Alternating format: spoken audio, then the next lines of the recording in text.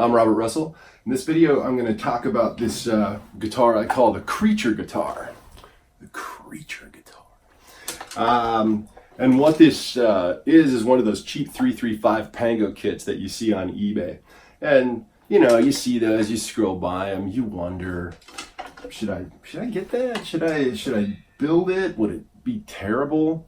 I had no idea, and of course I've never really built a guitar before, so I have no business trying to assemble a quality instrument.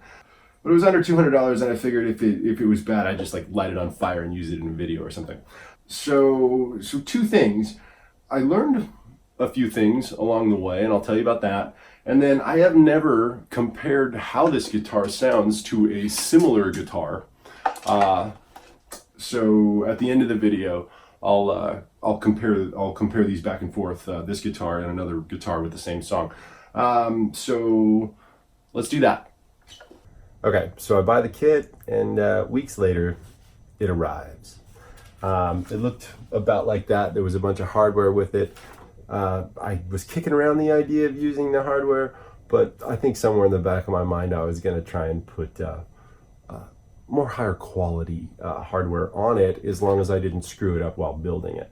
One neat thing about the Pango kit is it came with this handwritten note, and I will read it to you now. Dear Robert, thanks for shopping from Pango Music. I'm Anne, very glad to write to you by this chance! ! This is your PE 5335-27K guitar kit. All the same with our ad, plus our best packing, shipping, and wishes. The wishes are important. Any questions or needs, please tell me anytime. You can find my business card in the package. Have a nice day. Sincerely, Anne, 2018, in China. And it says, sorry for my poor handwriting, and has a little smiley face at the bottom. And I'm sure Anne's English writing is better than my Chinese. I'm assuming that she's Chinese. I don't know. But anyway, that's adorable. Thanks for the handwritten note, Anne. I actually do like it. Okay, so yeah, it looked like that. As I mentioned, I'm not a guitar builder. I wanted to do some research on how not to mess this little kit up. So I started looking on YouTube for different people's videos on how to maybe stain a guitar, how to make sure I glue the neck on without ruining it. And there's, of course, a ton of great videos from some really smart people who do this all the time. But there was one video that changed everything. I hope he's cool with me talking about this, and that's an image from the video. At the section, it's about 2 minutes in, two and a half minutes in. So this is Dan from Guns and Guitars, and check out his stuff. He's great, and he's building a White Falcon kit. So the first thing while I'm watching this, I realized is, man, I wish I bought that White Falcon kit instead of the 335 kit. So yeah, whatever. Hindsight's 2020. And that's from the Fret Wire. I'll put the link to his video in there because it's fantastic. And that's not even why it's fantastic to me. He gets to the part where he's gonna stain it. And I can be a bit of a perfectionist, so sometimes the idea of doing a project, I know it's not gonna come out perfect, so you know, it'll be just too much hassle. I don't want to do it. He kind of just says, like, I just want, you know, to look a little beat up, and I like it like that. And he stained the whole thing. He just really kind of covered it in black stain and then scraped it off in a few places sort of randomly. And some people might be like, well, that is some wild abandon for quality, my friend. And it looked really cool, just like he said. It was fast and fun. And I realized that this guy has solved something. He's truly free and enjoying this project. So I kind of took the pressure off myself on this and just kind of went for it. I mean, it was still a pain. But this video sort of changed not just the way I look at this project, but like right after that, I started doing a bunch of different little projects. Like I built the bass pedal board, my guitar pedal board, and they have that same sort of, this is how it came out, and I like it, so whatever, it's not perfect. And after doing those, I redid my wife's office and built a really awesome collectibles shelf. And they're not perfect if you look close at them, but take the pressure off. I guess, even the Mona Lisa's falling apart, so just make it and enjoy it. And thanks, Dan from Guns and Guitars, for changing my life. No, just for giving me the freedom to make this fun instead of worry about it. So cool. So one of the first things I did was sort of test to see how the neck was going to fit on. Kind of put 2 strings on either side. That helps you make sure the neck's not going to be at the wrong angle. That was a cool little tip. When I felt like, okay, this is it, I sort of held my breath and glued it into place and clamped it down. One of the things I had to do was widen the holes, because I wasn't going to use the foreign pots. Say I ordered a whole 335 wiring harness, but like American-made electronics, and since the holes were bigger, I had to drill that out with a tapered drill bit. Once I started staining it, it really didn't take evenly, and there were points where I thought that this was a complete failure and I was going to throw it away. I was pretty bummed. So at one point it was so bad I just sanded it off, because it was that uneven. It really looked like I was painting this with poster paint randomly, or maybe throwing stain at it at a distance. I just couldn't get the wood to take the stain evenly.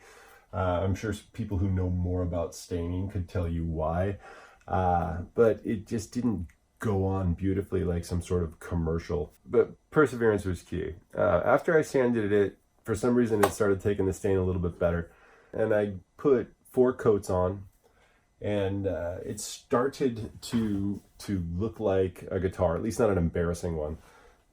It did take me some time, because no matter how careful you are, you're going to get that stain on the binding, and scraping that, it takes time. And honestly, if you look closely at it, I never got all of it off, but whatever. So it came along well enough that it was time to put a finish on it. More than one video had recommended tung oil was the way to go. So yeah, I went with the tung oil finish. I think I did 4 coats of that. And each time you do a coat, you're waiting anywhere from 24 hours to days, depending on when you have time to come back and play with this project. So that actually, that took a while, and it stunk forever. Like that, this guitar smelled bad for months after the project was over. Finally, when I play it, I don't feel like I just stink or have tung oil on me. But yeah, after about 4 coats, it was in this condition. Okay, so at that point, it was sort of ready to become a guitar.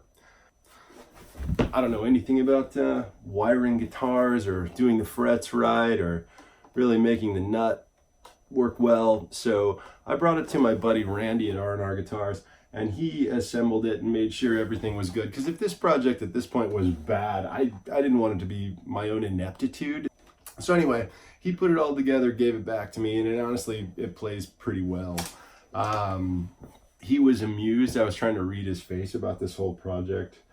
He might think I'm an idiot. I don't know what he thinks, but anyway, yeah, really fun parts on it. The Falcon knobs, the Bigsby, TV Jones pickups, rolling bridge, Kluson 20-to-1 tuners, and the really fun Creature logo on the top there.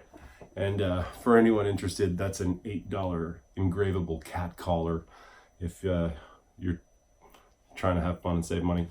So anyway, yeah, I've never compared it to another guitar side by side, so let's do that. Okay, so we're going to compare Creature guitar. What should be a pretty fair comparison against this Epiphone Dot Black Royale limited edition with a custom headstock and a Bigsby added. But overall, I mean, they're pretty much the same specs.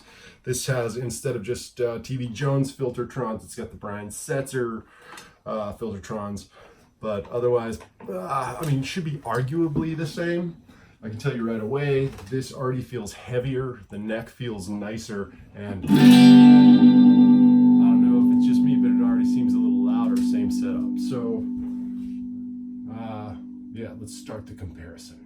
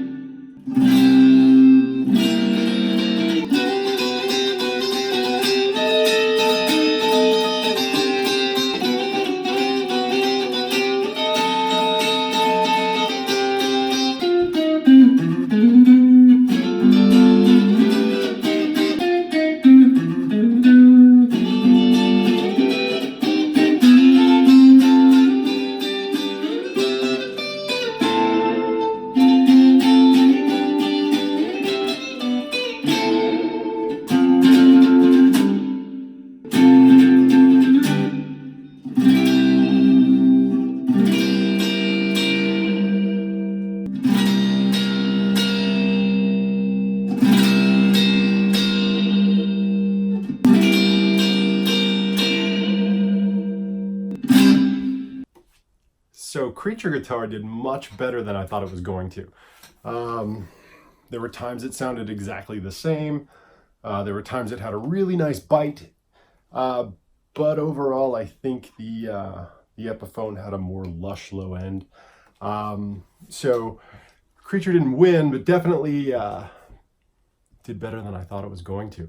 I think when it comes to building a kit like this,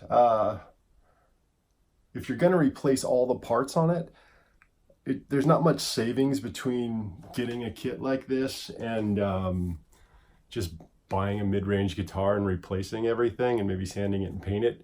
But there is the love of spending the time.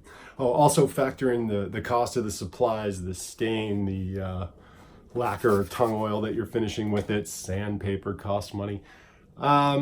Yeah, I don't think there's a ton of money to be saved, but it sure is fun, and I do like this guitar, even though it is not my best guitar.